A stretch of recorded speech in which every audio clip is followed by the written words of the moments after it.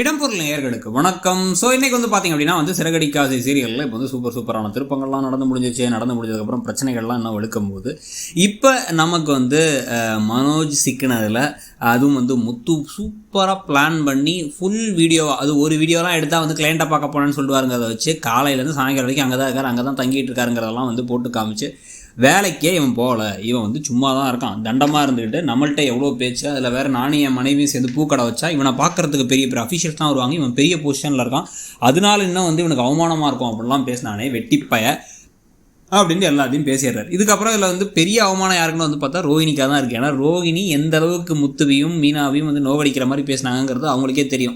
அதனால் கரெக்டாக திருப்பி கொடுக்குற இடத்துல மற்ற சீரியல் மாதிரி சரி பெரிய மனசோட விட்டுருவோம் அப்படின்லாம் இல்லாமல் இங்கே டக்குன்னு சூப்பராக திருப்பி கொடுத்துருவாங்க. அதான் அந்த சீரியலில் பிடிச்ச விஷயமே.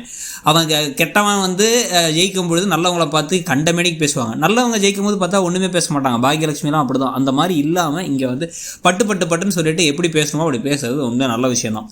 ஸோ அப்போ இதுக்கு பிறகு தான் ரோஹினி என்ன முடிவெடுக்க போகிறாங்க, ரோஹினி என்ன முடிவெடுக்க போகிறாங்க, அதோட இந்த விஷயத்துக்கெல்லாம் விஜயா இதில் இன்வால்வ் ஆயிருக்காங்க. விஜயா தான் மனோஜை இதெல்லாம் பண்ணாதுன்னு சொல்லி சொன்னாங்க, உண்மையெல்லாம் சொல்லாத, வேலை கிடச்ச அப்புறம் சொல்லிக்கலாம் அப்படின்னு சொல்லி சொன்னாங்கன்னு தெரிஞ்சா அண்ணாமலையே செம கடுப்பாயிட்டு ரெண்டு பேர்த்தையும் வீட்டை விட்டு வெளில போடா அயோக்கிய ராஸ்கருங்கிற குறையா சொல்லிடுவார்னு நினைக்கிறேன்.